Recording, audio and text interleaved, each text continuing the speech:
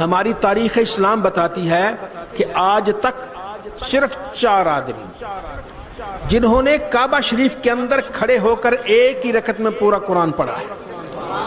وہ کعبہ جس پر غلاف ہوتا ہے، وہ کمرہ جس پر غلاف ہے، جس کے ایک کونے پہ حجر اسود نصب ہے، اس کمرے کے اندر آج تک 4 آدمی ہوئے ہیں، 5واں نہیں، کل 5واں ہو بھی سکتا ہے، لیکن ابھی تک 4 ہوئے ہیں۔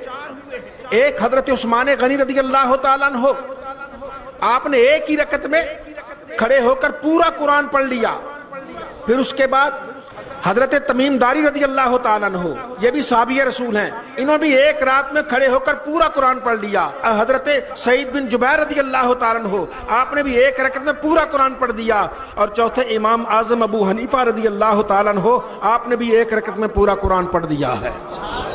تو یہ وہ خوش قسمت لوگوں میں خلیفہ وقت